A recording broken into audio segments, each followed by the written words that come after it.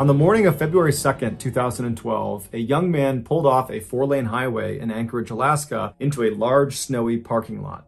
He passed by dozens of parked cars until he arrived in front of this small shack that was brightly teal-colored. It was a popular coffee shop called the Common Grounds, and this young man worked as a barista there. After he parked his car, he walked up to the white door employee entrance to this little building, and he got his key out and he went to unlock the door, but when he turned the key, he saw the door was already unlocked. He knew the girl who had worked the previous night and would have been responsible for locking the shop up. She was 18-year-old Samantha Koenig, and although she had only been on the job for about a month, she seemed very responsible and had never had any issues closing up before. The young man shrugged it off though. He figured people make mistakes, and he went inside.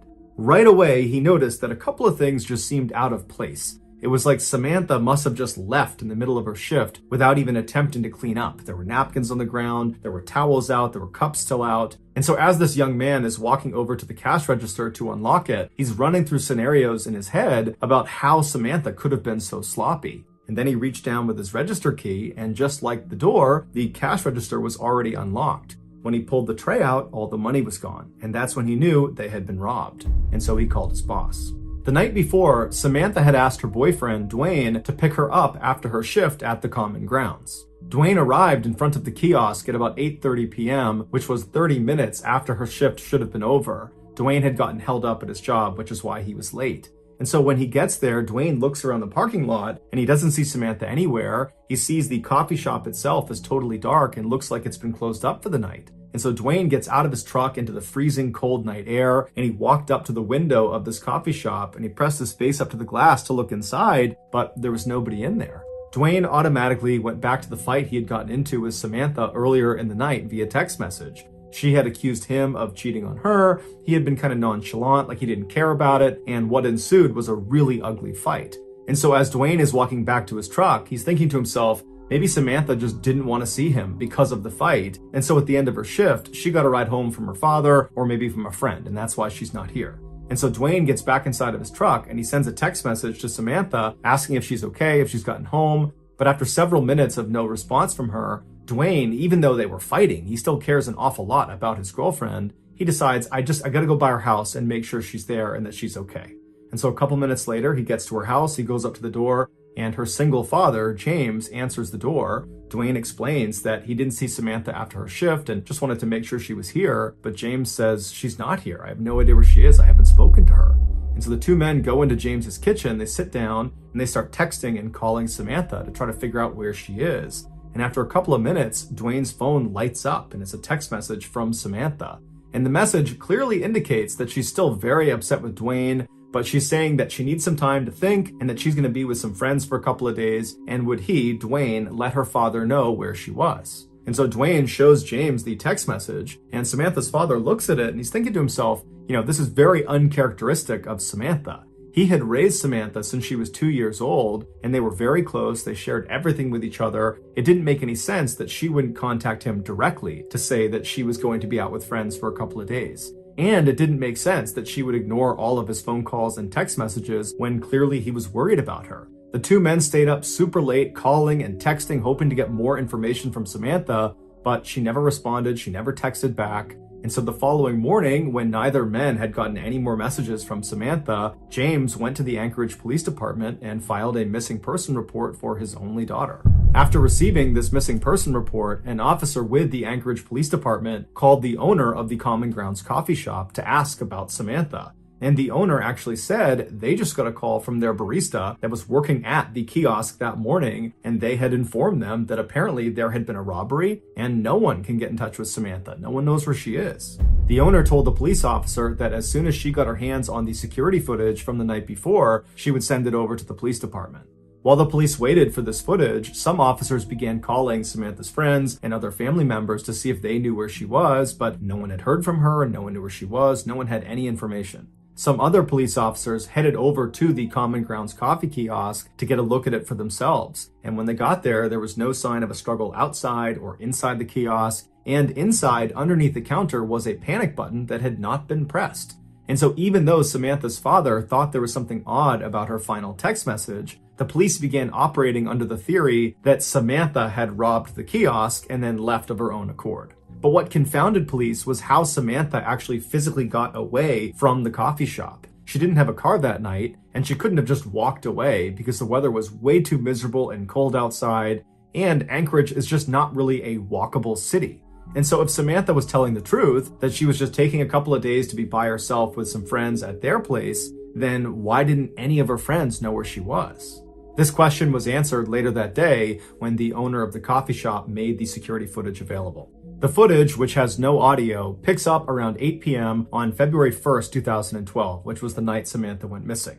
It shows Samantha inside of the kiosk. She's working alone, she's cheerful, and she's busy. And then at some point, someone that we can't see, they're outside of the camera's range, comes up to the window and orders a drink. Samantha clearly turns to them, acknowledges their drink order, and turns and begins making this drink. And then after she's done making it, she turns to give it to this person, and immediately Samantha steps back and puts her arms up. And then seconds later, she reaches over and turns off the lights inside of the kiosk, and then she gets down on her knees with her back to the window. She stays in that position, not talking, not moving, for about a minute before she slowly stands up and walks down the kiosk towards the cash register. She opens it up, she scoops some money out of it, then she walks back to the window and appears to hand it to a shadowy figure on the other side of the window, and then Samantha turns, kneels again with her back to the window.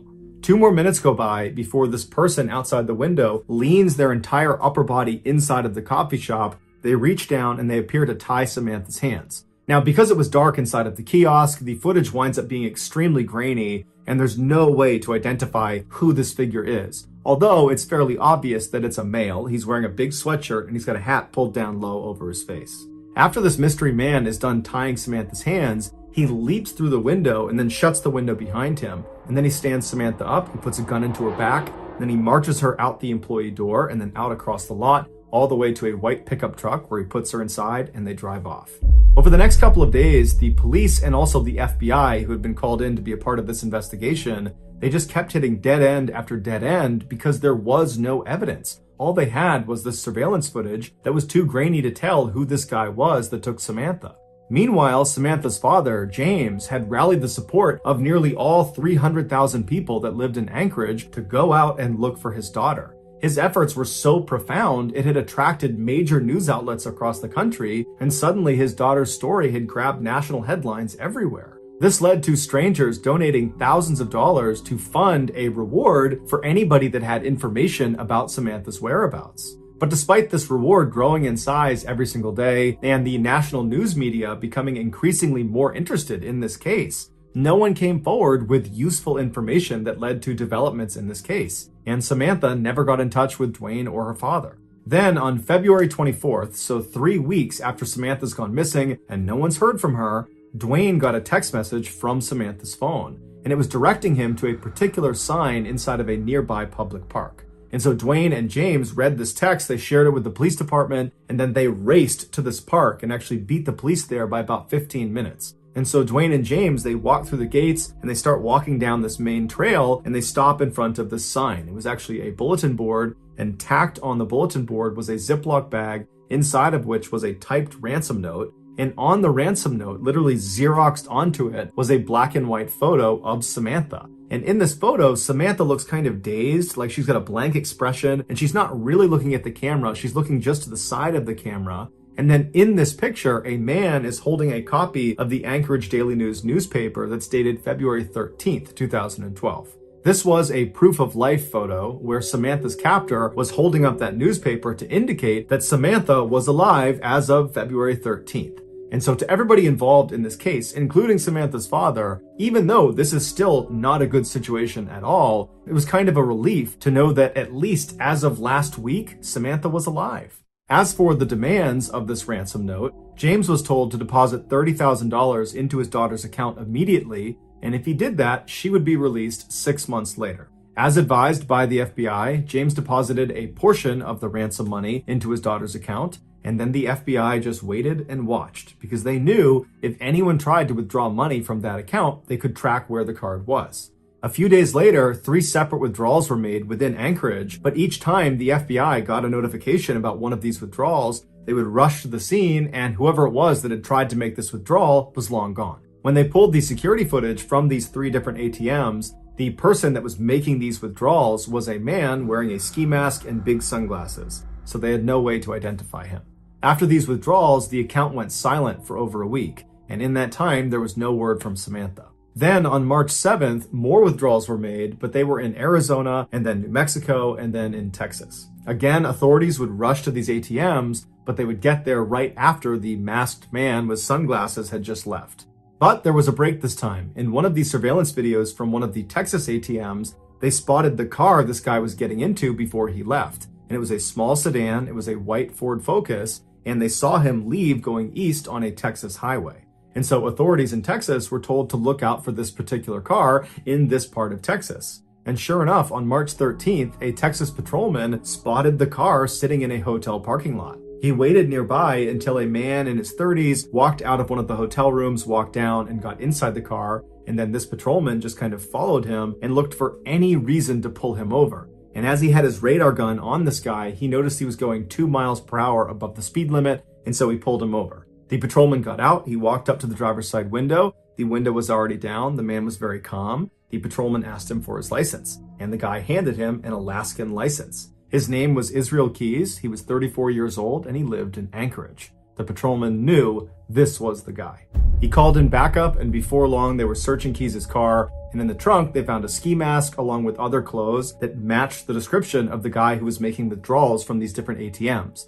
They also found a gun, as well as Samantha's cell phone and debit card. After Keys was arrested and was brought into custody, he denied having any involvement with Samantha's disappearance. But after being presented with the overwhelming evidence that suggested otherwise, he caved and said yes, he would tell them the full story of what happened to Samantha, but they had to get him an Americano coffee, a peanut butter Snickers, and a cigar. Once he had said items, he began to speak. And what he said was so disturbing and so graphic, the FBI still has not released the full transcript of his confession. Here is the version of events based on what was made public.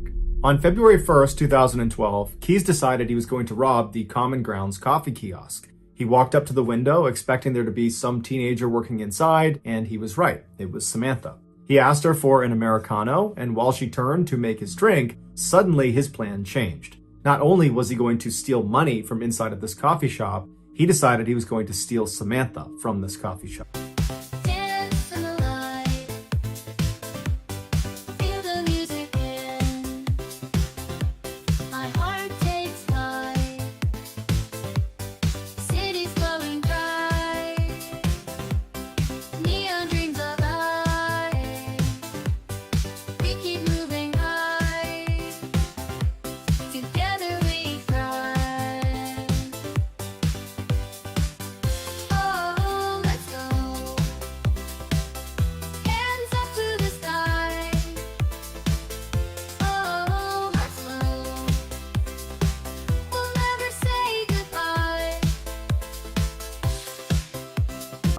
When she turned back with his drink and handed it to him, he discreetly pulled his gun out and aimed it at her and told her this was a robbery. That's when she backed up and put her hands up, and then she turned around, he tied her hands, he jumped back inside, and then he said after he shut the window, he jammed napkins inside of her mouth so she couldn't make any sound, and then he marched her out the door, outside, into his car, and they took off.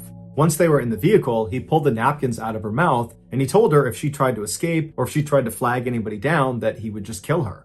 And so he said she was very obedient, she was obviously very scared, but she was trying to do her best to stay composed. At some point, Keys reached over and took her phone and sent that text message to her boyfriend informing him that she was going to be spending a couple of days with friends and that he should tell her father. And then Keys told Samantha he was going to be holding her hostage and trying to extract some ransom money. Samantha told Keys that her family was very poor and that he wouldn't get much money out of them. To which Keys said, "Don't worry about it, I know they'll raise money and they'll come up with it somehow." Then they drove around Anchorage for several hours, periodically stopping so Samantha could get out and relieve herself, other times so Keys could smoke a cigar. Then around midnight, Keys made his way back to his house, and he pulled into the driveway, and he turned to Samantha, and he had her go in the back seat and lie down. Then he put some tarps over her, and he told her if she tried to escape, he would kill her. And then Keys got out, and he walked inside of his house, where his 10-year-old daughter and his girlfriend were fast asleep. And in just a few hours, Keys and his daughter were scheduled to go to New Orleans for a 2-week-long luxury cruise. Keys left his house and went back to his car. He put a blindfold on Samantha and then led her down the driveway to his shed. Once inside, he sat her down on an upturned bucket in the back of the shed, and then he put a rope around her neck, and he anchored each end of the rope to the wall so she was pinned to the wall. Then Keyes turned his radio all the way up to make sure it masked any noise she might make, even though he reminded her repeatedly that if she made any noise, he would just kill her, and by and large, she was very obedient. And then he gave her a couple of cigarettes to smoke and told her it was going to be just fine, to just chill out, that he was going to get the ransom money from their family, and then as soon as that was done, he would let her go. He turned on some space heaters to keep the space warm, and then he left and locked the door. He walked back into his house and double-checked that his daughter and his girlfriend were still asleep. They were. Afterwards, he started drinking some wine and relaxing, and then after a little while, he got a cup of water and he went back out to the shed. He went inside and he gave the water to Samantha, and he said Samantha was very composed. She was obviously frightened, but she asked him, "Did you speak to my father? Did you figure out the ransom situation?" And Keyes told her that, "Yes, I talked to your father. Everything's working out fine. He's going to raise the money. We're going to get you out of here. Everything's going exactly to plan." After that, he walked up to Samantha and he unscrewed the two anchors that were holding that rope up against her throat, and then he cut the zip ties on her wrist, allowing her to relax and sit forward and just kind of be at ease for a second. And it was very obvious that Samantha was relieved. Her nightmare was about to be over. But then seconds later, Keyes grabbed her really aggressively and tied her up all over again, this time much more thoroughly and much more tightly. It had been a cruel trick. When he cut her handcuffs and undid her necktie, he just wanted to see what she would do if she thought she was being let go. When in reality, he was never going to let her go. There was no ransom. He had not spoken to her father. It was all a big lie.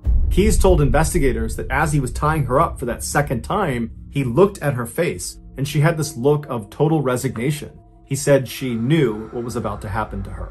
After Keyes tied her up, he left the shed and locked it behind him. He went inside to check one more time to make sure his 10-year-old daughter and his girlfriend were still asleep. When they were, he went back to the shed, he opened it up, he went inside, and this time when he stepped inside, it smelled like urine and sweat, and he looked down at Samantha and she was terrified. He walked up to her and he began to assault her, and then after he was done, he was standing over her getting his clothes back on, and Samantha very stoically looks up at him and says, "Are you going to kill me?" And he says, "Yes, I am." As he put on his leather gloves, she tried to talk him out of it, but he said there was no other way. Keyes would tell investigators that he was very impressed with Samantha's bravery. Shortly before 4 a.m., Keyes drove a knife into Samantha's back before choking her until she stopped moving. He told investigators that she never made a sound. After she was dead, Keyes left the shed and locked it behind him. He went into his house, he took a shower. Afterwards, he woke up his daughter and told her to start getting ready because they were leaving soon for the airport. While his daughter was getting ready, Keyes went back out to the shed, he went inside, he rolled Samantha's body up in a tarp and pushed her towards the back. He unplugged the space heaters, turned off the lights, turned off the music, and then double locked the shed and went back inside the house to make his daughter breakfast. At 5 a.m., a cab showed up at the house, and Keyes and his daughter hopped inside and they made their way to the airport and then on to New Orleans, where they went on their 2-week-long vacation. After they got back, Keyes went inside of his shed, he unrolled Samantha from her tarp, and by his account, she still looked fairly lively, and so he dressed her in some new clothes, he put lots of makeup on her face, he braided her hair, and then he stitched her eyelids open so it gave the impression she was alive and alert. And then he held up a copy of the Anchorage Daily News next to her and then took several photos, creating that proof of life photo for the ransom note. If you want to see this photo, you can Google it, but that's up to you. After he took these pictures, he chopped her body up into pieces and then disposed of her in a nearby frozen lake. It would turn out Samantha was not Israel Keyes' first victim. He was in fact a serial killer who specifically preyed on completely random people because he enjoyed watching them die. Over the years, he had hid what he called kill kits all over the United States, which were these caches filled with weapons and other tools designed to capture and kill people. This way, no matter where he was in the country, when he had an urge to go kill someone, he would just go to his nearest kill kit, dig it up, and then go target a random stranger. And he didn't care if you were young, old, big, small, male, female, alone, or in a group. Everyone was a target of opportunity. Keyes told investigators that as soon as he saw Samantha inside of that coffee kiosk, instantly he knew he was going to kill her. Everything about the ransom, the robbery, all of it was just a lie to keep her in line, to give her some hope that she might get out of this alive.